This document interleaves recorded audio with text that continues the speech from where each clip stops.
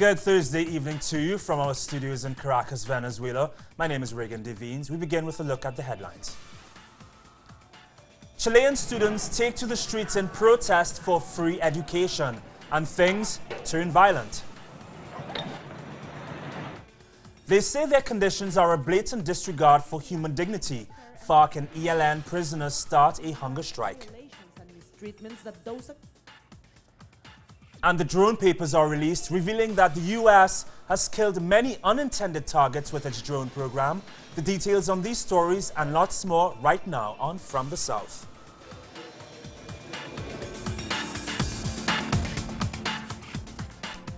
Thank you so much for being here with us. Chilean students have again marched in Santiago, calling for increased teacher pay, free education, free university education rather, and to bring locally managed public schools under national jurisdiction.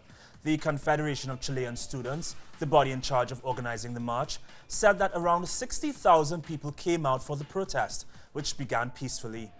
Later in the day, clashes broke out as police fired water cannons and tear gas to try to disperse the students.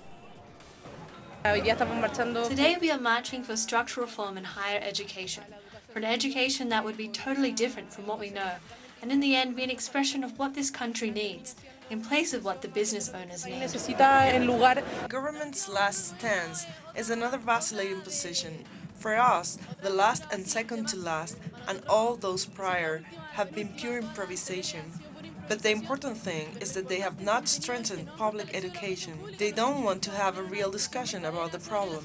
So we're not with the government or its reform. And the late Chilean dictator Augusto Pinochet had ties to a secretive Nazi enclave. According to a leaked report, the town called Colonia Dignidad was founded by Paul Schaefer, a former medic in Nazi Germany. The ties were unveiled by Chilean rights group Londres 38. What we know is that there was a narrow collaboration, exchanges of information. We also know that inside the colony, there were enclosures which were part of the network of secret detention centers under the military regime. That is verified in the documents. We also know that Colonia Dignidad investigated, followed, and surveyed secret police agents. The Chilean President Michelle Bachelet met her Ecuadorian counterpart Rafael Correa on a visit to Quito. The two leaders signed 11 agreements in areas including education, technology, and security. Ecuador also thanked Chile for its assistance in strengthening the country's judicial system. Yo siento y esta visita damos un nuevo paso a una nueva etapa en el proceso de cooperación e integración entre nuestros países. I think this meeting marks a new step in cooperation and integration, based on big ideals and values, but applied to specific areas. And no doubt we will continue working in UNICEF, CELAC and other bodies to make our region a fairer one for everyone. Seguiremos trabajando en todas las instancias internacionales que usted mencionaba, presidente, en UNASUR, en CELAC, en muchas otras para hacer de nuestra región aquella repatria. And Ecuador has requested that WikiLeaks founder Julian Assange be allowed safe passage out of the country's London embassy to a hospital for a medical examination. Ecuador's foreign ministry said it was so that Assange, who has been living in the embassy for 40 months, could undergo an MRI scan to investigate pain in his shoulder. However, Patino said that if he left the building for medical attention at the moment, he would almost certainly be arrested. We also understand the reasons they might have as a government, but of course, even in times of war, in other types of conflicts, for humanitarian reasons, safe passage is granted. We in this case have requested Mr. Assange be able to undergo his medical exam. However, the answer is always the same. When he leaves, we will take him prisoner because we have to follow this European detention order. Now we go to Colombia. That's where some 1,500 imprisoned FARC and ELN guerrillas have begun an indefinite hunger strike, protesting the degrading and inhumane prison conditions in which they are being held. Our correspondent, Natalia Margarita, reports from Bogotá. A blatant disregard for human dignity is how Maria Elena describes the conditions in which his brother Miguel Ángel is being imprisoned. Before being sent to jail for allegedly spreading ideas of the FARC, Miguel Ángel was researching and teaching at National University. Now he barely can see the sunlight. Same as my other sisters, I personally feel deeply saddened when entering the prison and seeing Miguel Ángel there. We know exactly who he is, a very special, supportive, loving person full of qualities. So to see him locked up under those conditions is really sad.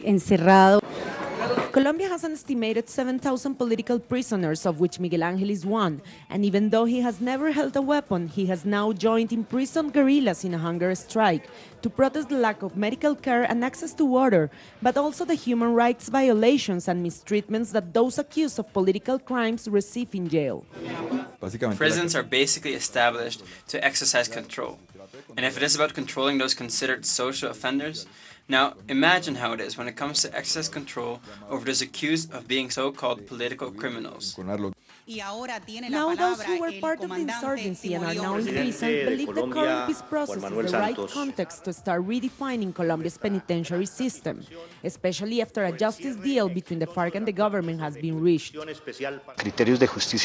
We need a restorative justice criteria within the Colombian judicial system in order to bring in real alternatives for reconstructing the social fabric, as well as mechanisms different from solely punitive justice, punishment, hatred and revenge, especially towards the prison population that is suffering so much.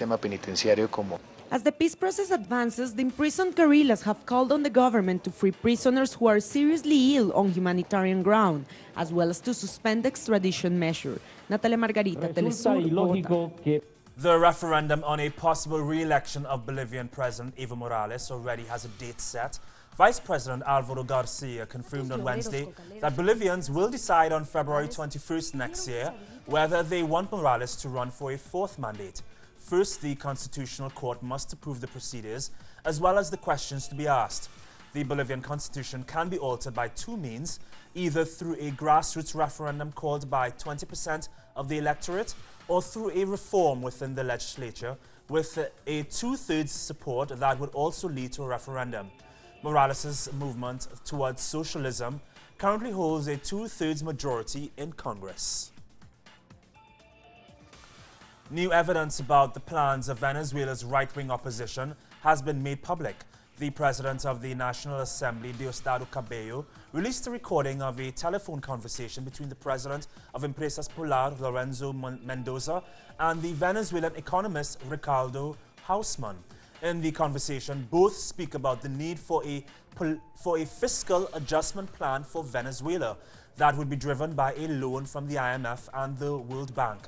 Empresas Polar is a food manufacturer and the largest private company in Venezuela.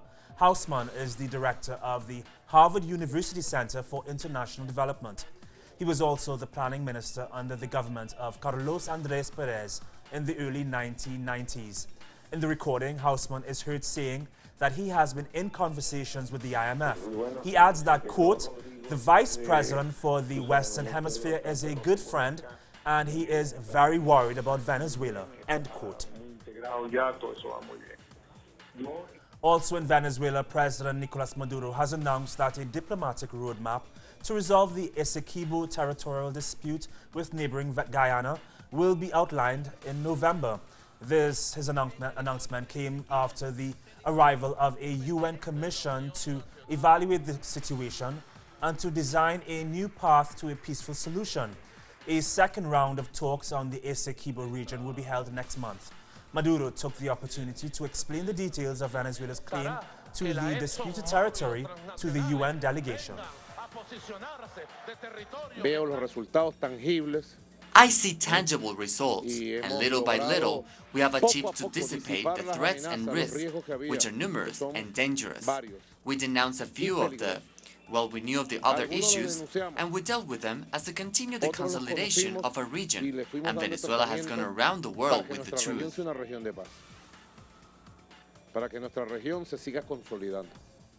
President Maduro will visit St. Lucia this weekend to discuss with Prime Minister Dr. Kenny Anthony about ongoing and future areas of cooperation. It will be his first trip to the island. Alison Kentish has more. President Maduro has visited a number of Caribbean countries in the past few weeks, and he is scheduled to make his Antigua and Barbuda and St. Lucia stops this week. He is expected in Antigua and Barbuda on Friday. An advisory from the government there said he will hold bilateral talks with Prime Minister Gaston Brown and will visit the Mount St. John's Medical Center, where he will speak at a brief ceremony for the Venezuelan eye care program. The president will then head to St. Lucia on Saturday. Now, in preparation for his St. Lucian visit, an advanced party of 40 arrived on the island on Wednesday. While in St. Lucia, President Maduro will meet with Prime Minister Dr. Kenny Anthony to discuss ongoing and future areas of cooperation. President Maduro visited a number of Caribbean community CARICOM countries in the last few weeks. On September 24th, he visited both St. Kitts and Nevis and Dominica. During his Bastia stop, he signed a memorandum of understanding with Prime Minister Dr. Timothy Harris. It covers areas such as health, education, and energy. And on the Dominica leg of his trip, he presented 300 homes to Dominica's Prime Minister Roosevelt Skerrit to benefit those left homeless following the passage of Tropical Storm Erica. Latin America and the Caribbean have been drawing closer in recent times, and the Venezuelan leaders' visits and messages of solidarity are expected to help further strengthen those ties. Venezuela and St. Lucia established diplomatic relations in 1979. Alison Kentish, Telesur, St. Lucia. The organizing committee for the Rio de Janeiro Olympic Games announced a green passport, which is supposed to promote ecotourism during the Games in 2016. The green passport can already be downloaded on the web or through a mobile phone app, and it gives suggestions for routes and sustainable methods to get to know the region in and around the host city. Brazil has been dealing with the criticism it's received, however, over its polluted bay, which will host sailing and other water events. And coming up after the break, if you thought the US was going to pull its troops out of Afghanistan, think again. President Obama announced that they are staying. This story and so much more next.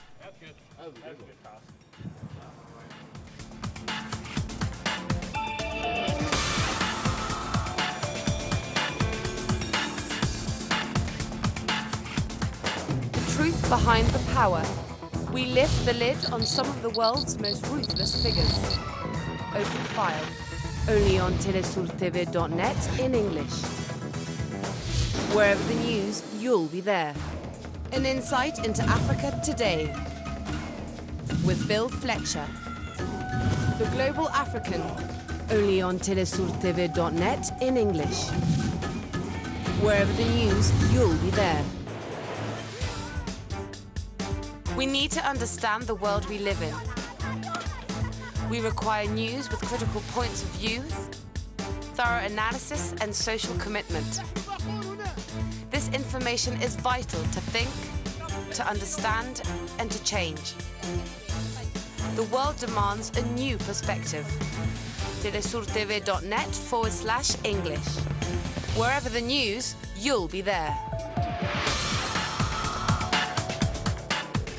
Welcome back. A website called The Intercept has published what it says is a cache of secret documents describing the covert work of the US in the use of drones. The documents are said to contain the details of the US military's use of drones and the killings of unintended targets in countries such as Yemen, Afghanistan, and Somalia. The document is called The Drone Papers and can be found on www.theintercept.com/drone-papers. The site does not identify who released the documents, but there is suspicion that they came from Edward Snowden. The war against so-called whistleblowers in the United States continues to intensify after an ex-CIA agent was charged with 9 counts of allegedly revealing confidential information about a top-secret mission regarding the nuclear pact with Iran. Telesur's Bianca Perez explains. Holly Sterling, the wife of Jeffrey Sterling, an ex-CIA agent who was sentenced to more than 3 years in prison for allegedly revealing confidential information about a mission that would undermine Iran's nuclear program, denounced in a press conference on Thursday the injustices her husband has suffered and asked President Obama for an immediate pardon based on his innocence. The main FBI agent, Ashley Hunt, admitted during cross-examination she has no emails, she has no telephone recordings, she has nothing that can solidify or prove that Jeffrey had reported any classified information to James Risen. In fact, she said, I have just speculated that Jeffrey did this. The FBI said that Jeffrey Sterling was the source for the New York Times journalist James Rice's book, State of War. Although, even though the case lacks evidence, Sterling is in prison. The War on Whistleblowers is basically a way of shutting down people who are complaining about fraud, waste, abuse, and illegality by the U.S. government. And in fact, the people who have been prosecuted in the War on Whistleblowers have blown the whistle on torture, secret surveillance, and war crimes, the biggest scandals of our country. Journalists present during the panel discussion said that the prosecution of whistleblowers is a direct violation of a constitutional right granted by the First Amendment. It is so important to defend journalist sources and whistleblowers. It's because in the United States, almost all information related to national security are secret and classified. So without whistleblowers, without government employees sharing concern with the press, the American public can only stick to the official version of the facts. Is intelligent. Sterling's wife, along with his supporters, announced that they will make an appeal on the case because they feel it is a violation of his human rights. Bianca Perez, Telesur, Washington, D.C. Afghan troops are not strong enough to tackle the Taliban alone. That's according to U.S. President Barack Obama, who announced that the U.S. would retain just under 10,000 of its troops in Afghanistan to maintain national security interests in preventing terrorist attacks against the United States.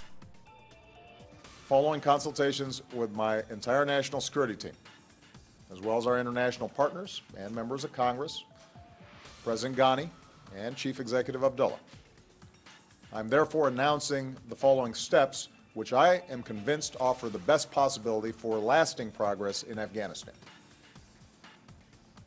First, I've decided to maintain our current posture of 9,800 troops in Afghanistan through most of next year, 2016. Their mission will not change. Our troops will continue to pursue those two narrow tasks that I outlined earlier, training Afghan forces and going after al-Qaeda. But maintaining our current posture through most of next year, rather than a more rapid drawdown, will allow us to sustain our efforts to train and assist Afghan forces as they grow stronger, not only during this fighting season, but into the next one. Second, I've decided that instead of going down to a normal embassy presence in Kabul by the end of 2016, we will maintain 5,500 troops at a small number of bases, including at Bagram, Jalalabad in the east, and Kandahar in the south. A report by Associated Press states that the Pentagon was aware that they were attacking a hospital in Kunduz days before. According to the report, special operations analysts were gathering information about the Doctors Without Borders facility because they believed it was being used by a Pakistan operative to coordinate Taliban activity. 22 people were killed in the attack on October 3rd, 12 of them medical staff and dozens more injured. 33 people are still missing.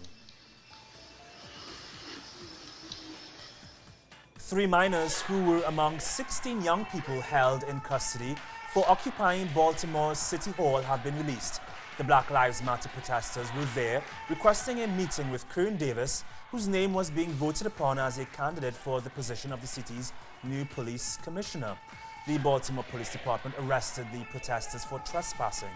The protesters said they were there only to demand greater accountability and transparency from the Baltimore Police Department and the city government as a whole.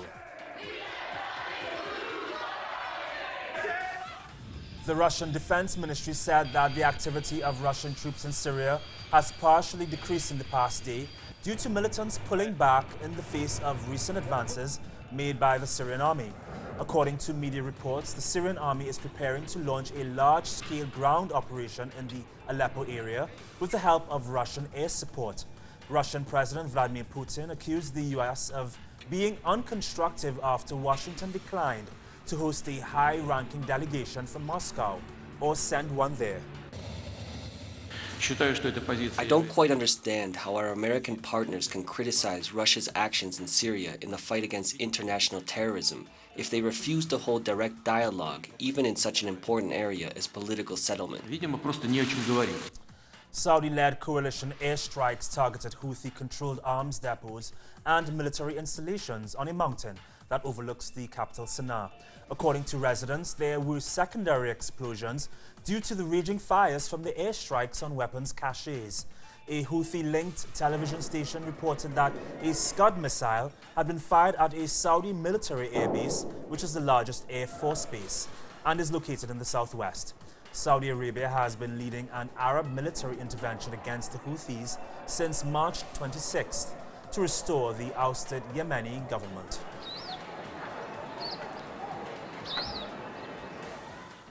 And it was stones versus tear gas on another day of violent fighting between Palestinians and Israeli officers today, this time in Bethlehem. The death toll after the past 2 weeks of fighting now stands at 39, 32 Palestinians and 7 Israelis.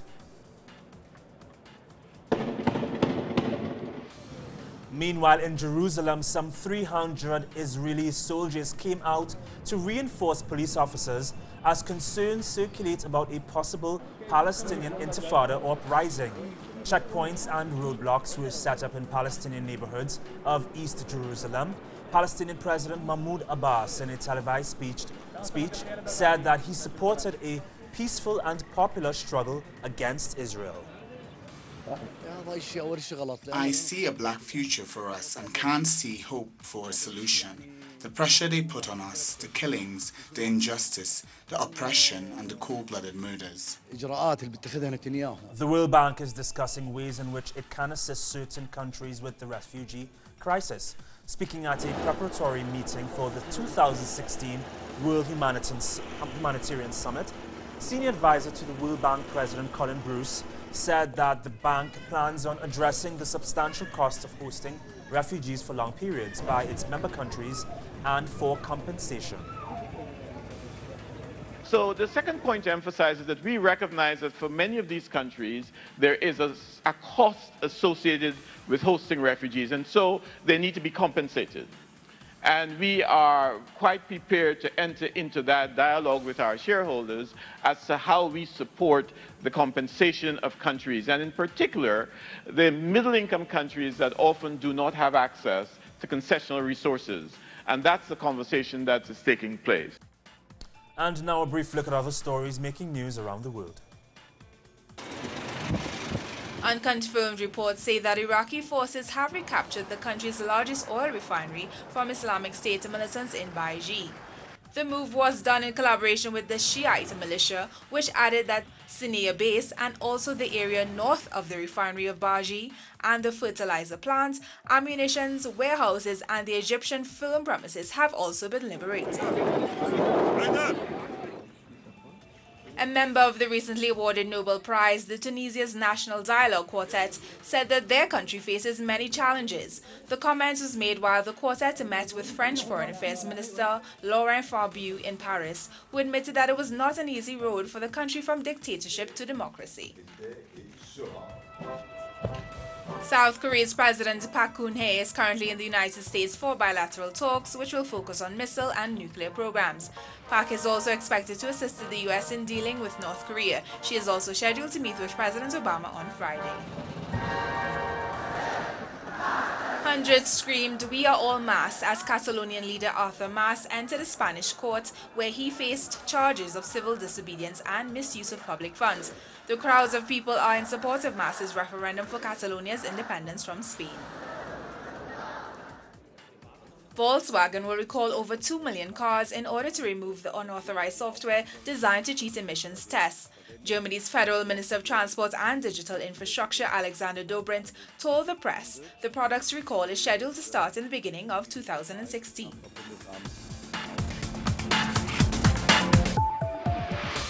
Issa Hayatou, the Cameroon national who currently heads the African Football Federation, has been named as FIFA's interim president. This, of course, follows the suspension of Sepp Blatter. Hayatou will now lead the organization through reforms until next year's elections will decide a permanent president. He said that his job will be to galvanize all the committees and partners to achieve the organization's objectives.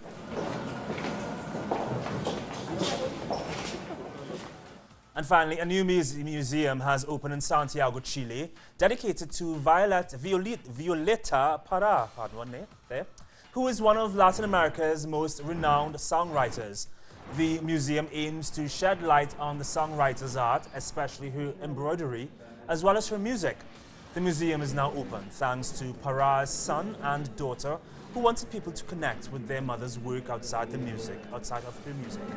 They wanted to showcase her creativity in all its dimensions. Violeta Parra tries to express Chile's popular tradition, the Chilean identity, on one hand, but on the other side, she tries to express herself, her feelings, her expressions, her relations to the world. This isn't a body of work which tells only one story of Chile. It speaks of a universal vision of the world. There is more on these and other stories on our website, telesurtv.net/English. From our news teams in Quito, Ecuador, and right here in Caracas, Venezuela. My name is Reagan Devines. Have a great evening. We hope to see you tomorrow.